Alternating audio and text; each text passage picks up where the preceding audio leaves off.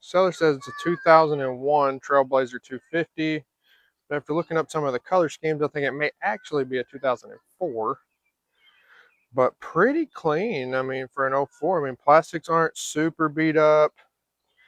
It's got some stitching over there going on we'll have to address later on. But I mean, brand new wheels and tires, front and rear. I mean, that's worth what I paid for it right there. So I paid 400 bucks for this thing. And I think we got a pretty good deal on it. He said that he had it running off of ether, and then he dunked the carb and carb cleaner, whatever that means. And after that, it wouldn't run anymore. So should be pretty interesting. See if we can get this bad boy back up and going. And this may end up being a keeper for the shop. It's because it's automatic, 250, two-stroke, easy to keep going, pretty reliable bike. Should be a good one to keep around, you know, for guests or wife, or if anybody wants to just hop on one and ride one day. So see if we can get this thing up and going.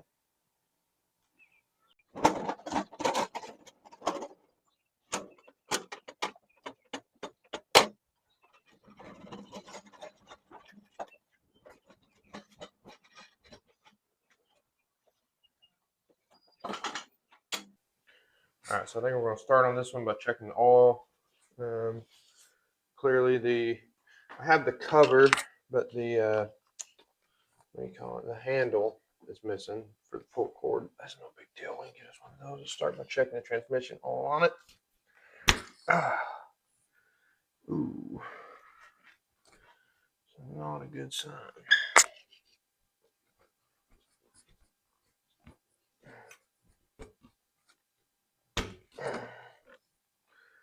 And there's a little bit on there.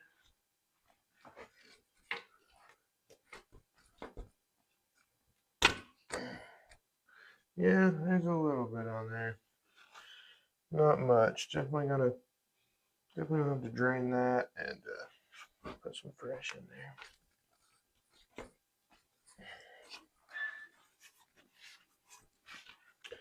Okay, so first thing we're gonna do before we can check for spark, fuel, and compression, go ahead and pull the seat off. It's not latching for some reason, but the seat doesn't look too terribly bad here.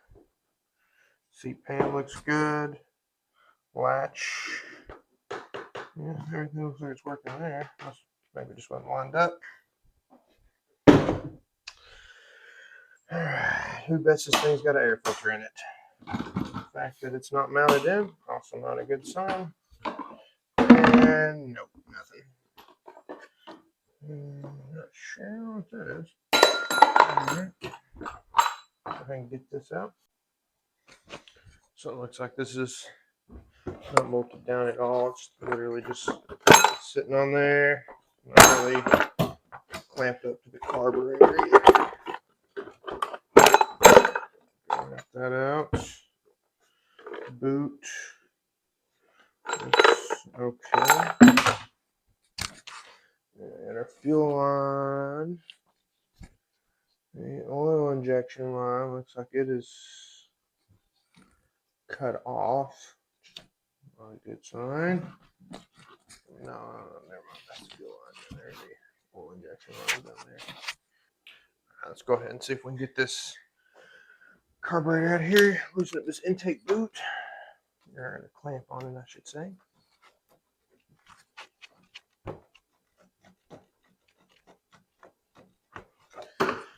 Wiggle it out of there. All right.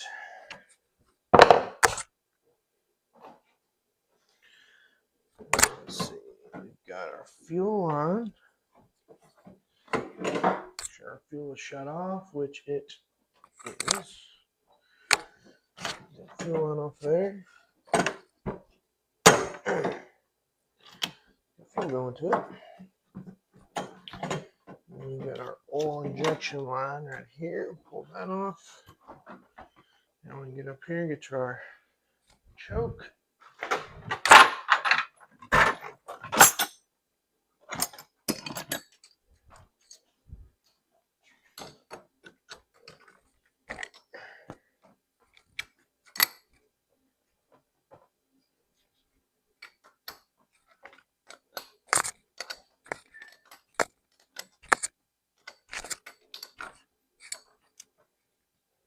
Choke looks good. Slide out of here.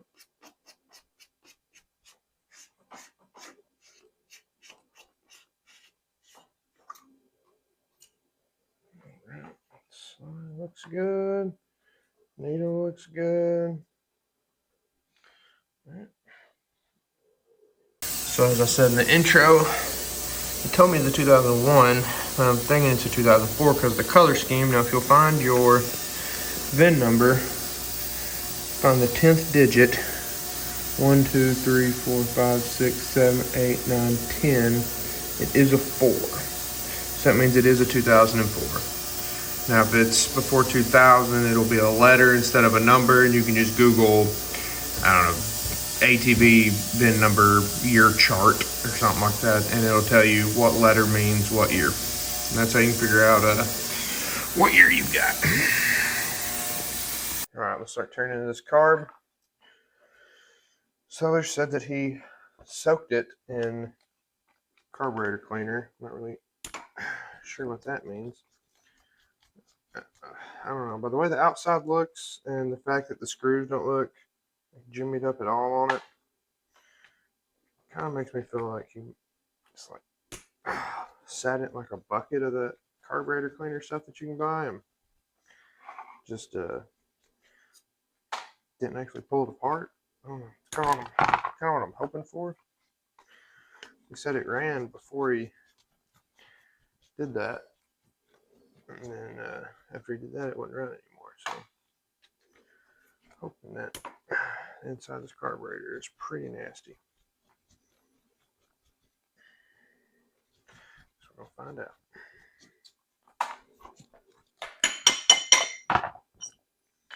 And there's a little crud in there. A little bit of crud in the bowl, not too much.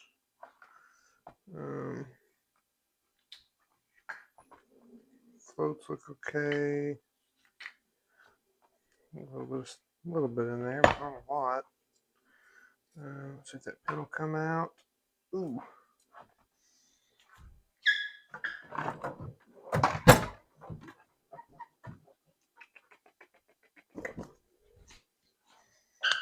Just want to get this pin out. Okay.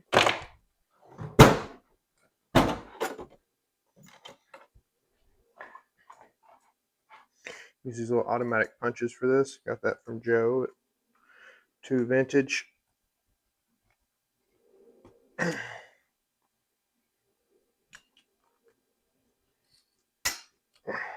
Dang. It's moving.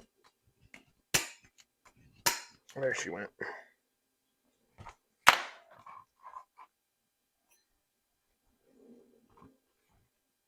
Down there. Check out our needle. Needle looks good. Still rubbery at the tip. Leave that like that for now.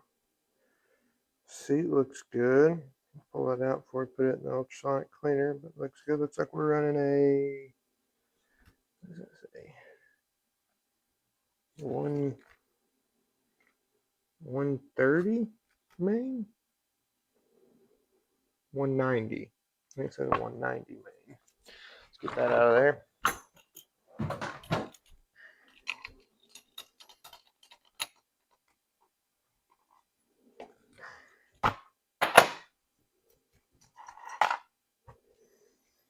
Let's see. And main jet is clear.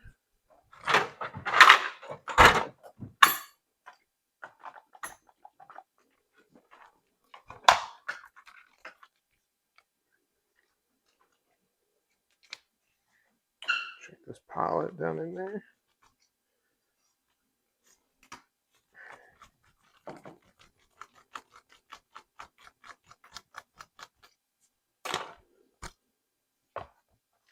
Looks like we got a washer as well. And pilot is clear.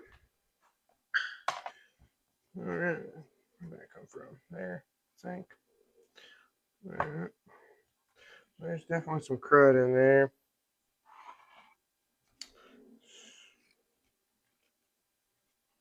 So we will put this in the ultrasonic cleaner and see what we get. So I definitely don't think that this one was dirty enough to qualify for the ultrasonic cleaner, honestly, but we have it, so why not use it? We're all not terrible though. No jets in there.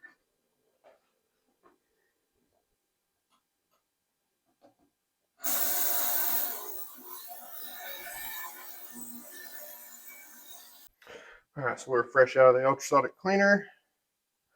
Looking good, looking good. Blew through all the passageways, all of our jets. Sure everything's good and clear. So washer goes right there. Put that down in there.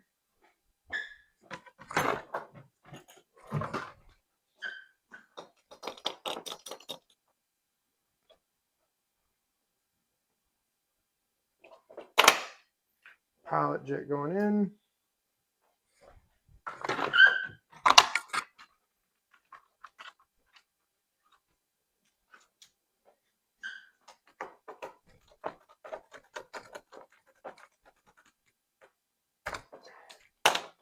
Alright. Get our gasket on.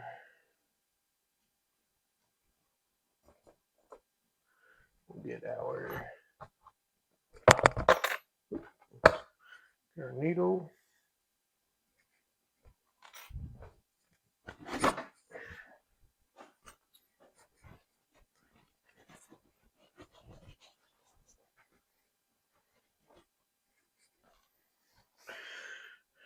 Slide on our little plate, drop right down in there. And our pin's going to go through like that. Go back through there.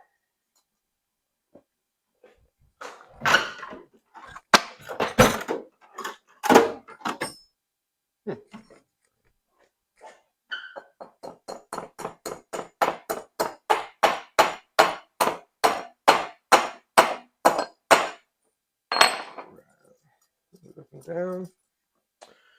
Get our floats. Get them put back in. So we go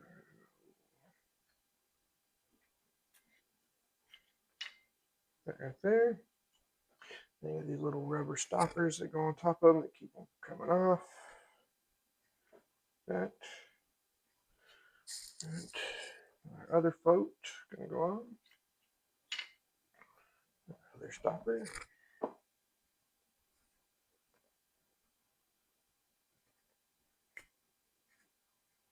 Like that. All right, now we've got everything. So we'll go ahead, get this line back up and back on.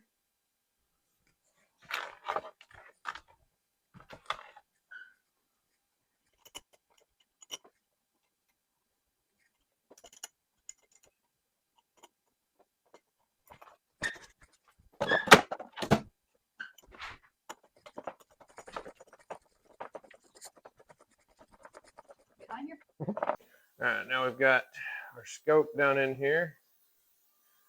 We can kind I'll look at that a little bit, see what the piston looks like, cylinder looks like. Cylinder looks to be okay. Piston's got, oh, come out there. Piston's got some carbon on it.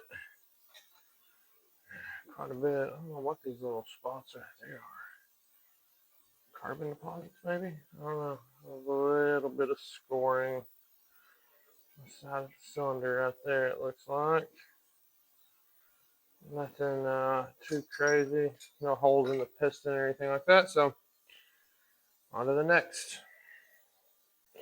So, we'll go ahead and check for spark. Hopefully, we have spark. If we've got spark, then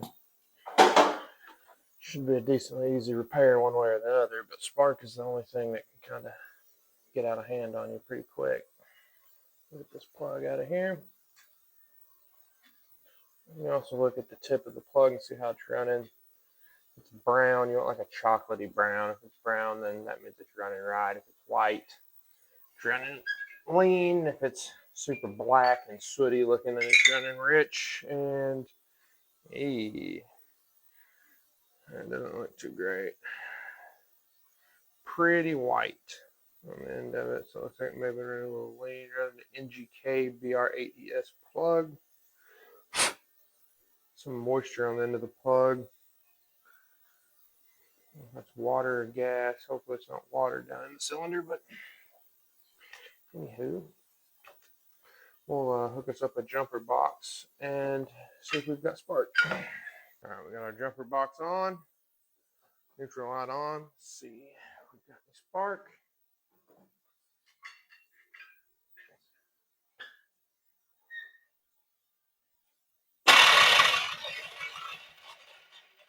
Oh yeah, good spark.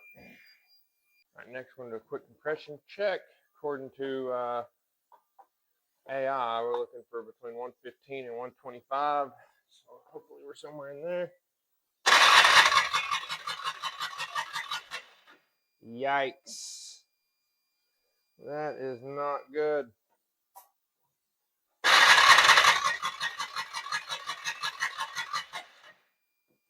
We're at here 80, 75 maybe. Put some oil down the cylinder and see if it shoots up. If so, that's probably the rings.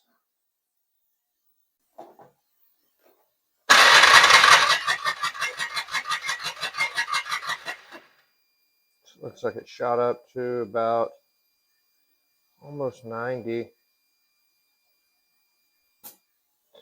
All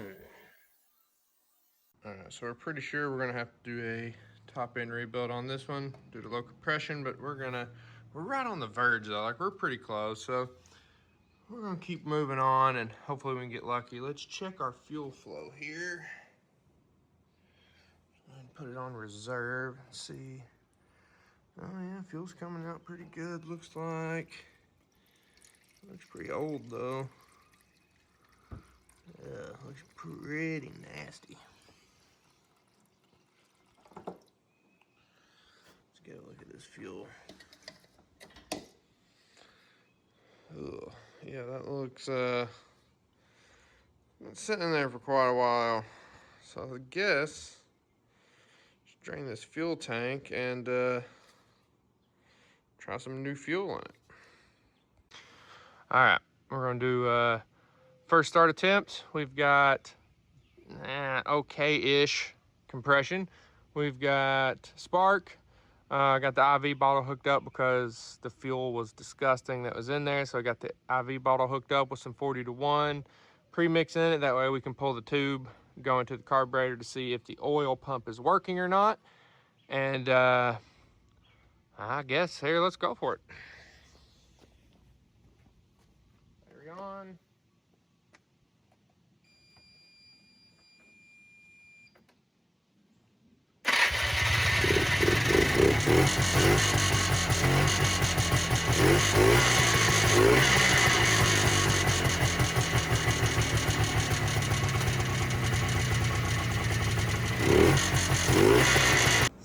Alright, so we're gonna go ahead and start getting this we're gonna go ahead and start getting this top end torn down. Start by pulling the carb off here, and then I think we're gonna have to pull both these clutches off. Get this pad off the back so that we can get to these two nuts, which is typical Polaris makes everything way more difficult than it needs to be.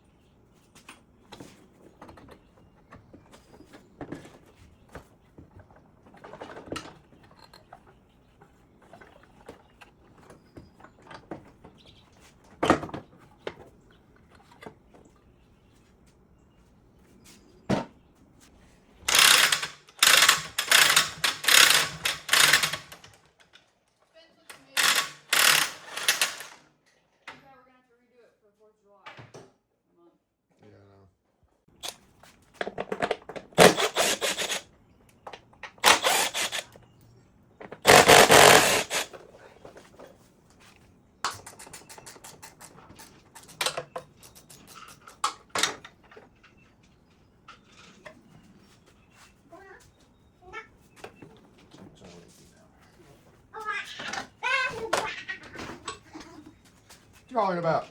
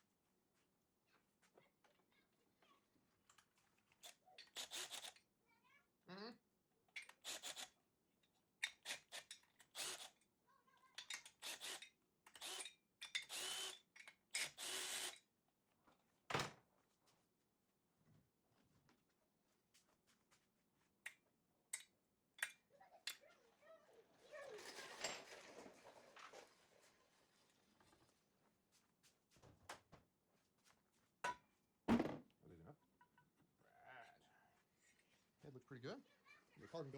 Right, finally got all those base nuts off. That one right over here is really hard to get to. It's pretty gummy too, so it took me a little bit. Now we should be able to get this cylinder off here, I think. Yeah, there she comes. Come on, baby. Oh, and here's another leash for another mini dog. There she goes. Blow by on the piston. Lots of blow by, yeah. That thing is definitely cooked. Definitely cooked. Let's see. Crank feels really good though. So that's good. Oh, it's had a top end rebuild before. It's got a Numora, or however you say it. Numora piston in there. It's been rebuilt before. Huh.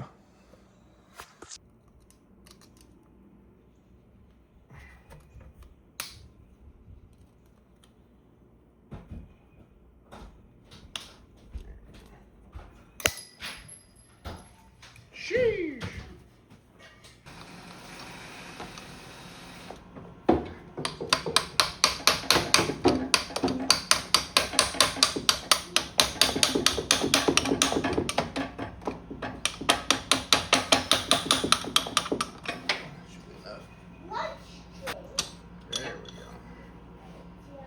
Looking down the cylinder here, so you got some blow bile that'll clean up, but no big gouges, no big scoring. Nothing like that. That should all clean up really well. All right, so now we've got the top end torqued down, got our head and cylinder, header pipe, piston, got all of our parts bagged and tagged, small parts, got all of our large parts in our tote. Now we're gonna check the ring gap and see just how bad this thing was worn out. All right, so we're looking for a ring gap of about 012 to 022. Usually like to be around 014. Oh, buddy. I think we're gonna be out of spec on that one, which we figured. Let's see. Yeah, give me just a minute, buddy. Let's start right off with, let's see. So 022 is supposed to be this top end. There's 023. And yep, that's way bigger than that. Let's see, how big is my set go? 032. We are way bigger than that. Let's see, what's double the size? 22 would be 44. So let's go with a 32.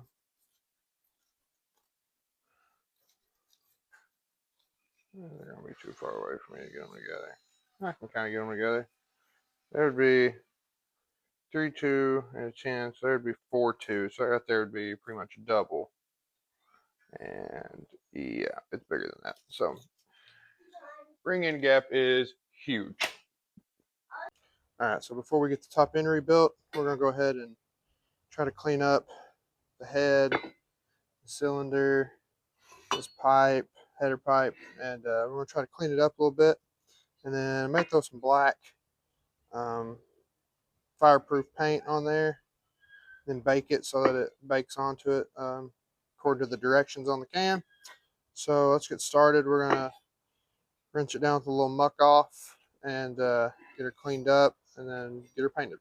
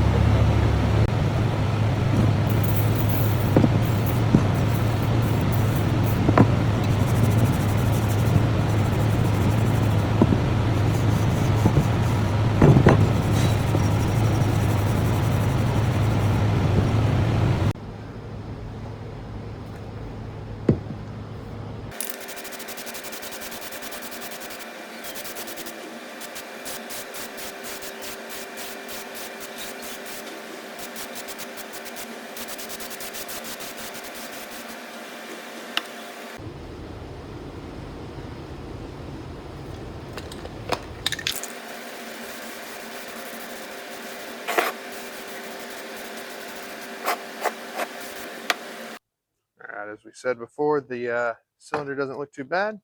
We'll give it a quick hone real quick. We'll put a little oil down the cylinder, just to lube it up, give it a quick hone, wash it off in some soapy water, and we'll get on to painting it to match the head.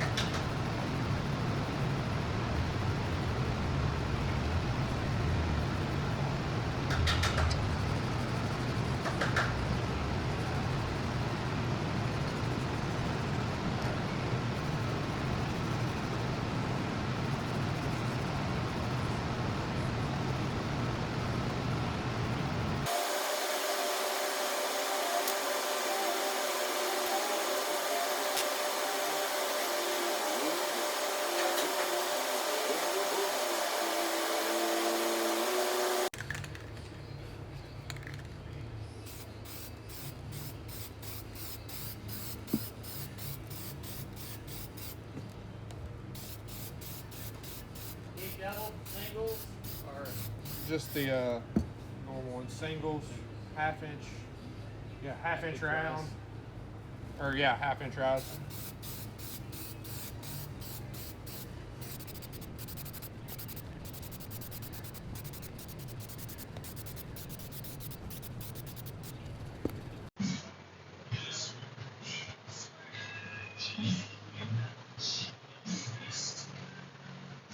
All right, so whenever we bought this, the owner gave us some brand new wheels and tires.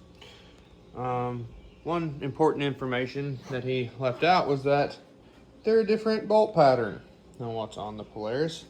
So I got these adapters, I guess you'd call them, little wheel spacer adapters, which work good. The only problem with them is whenever you put the nut in there, there's literally no room to get any kind of a socket or anything like that on them. So what I ended up doing is just tighten them down as far as I could with the socket, and then I took a screwdriver and a hammer and punched it the rest of the way around. Use red Loctite, and I guess we'll just check it after the first ride or two and make sure everything's staying tight.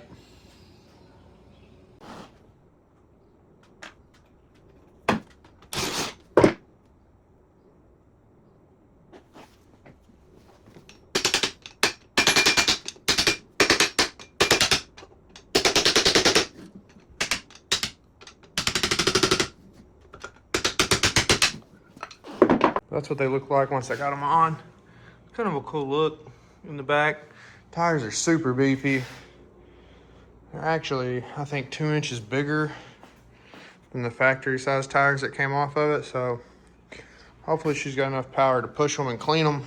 But it's a pretty good looking stance. All right, so we're about to get started on our top end. We got the gasket kit. I always try to put an hour meter whenever I do a top end rebuild. Cylinders all honed out and ready to go. Head, nuts are bagged and tagged. More piston, rings, all that good stuff. It took us a little bit longer to get the correct piston in. First one we got, I assumed it was a standard board, but it was not. It was actually board 60 over. In this day and age of being able to buy Chinese cylinders for next to nothing for popular machines like this one, I never imagined that it would have been bored out, but it was.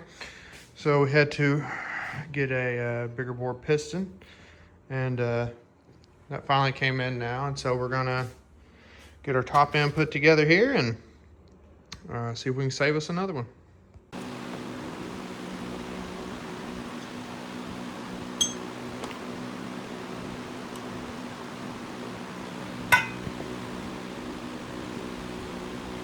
Letters always go facing up.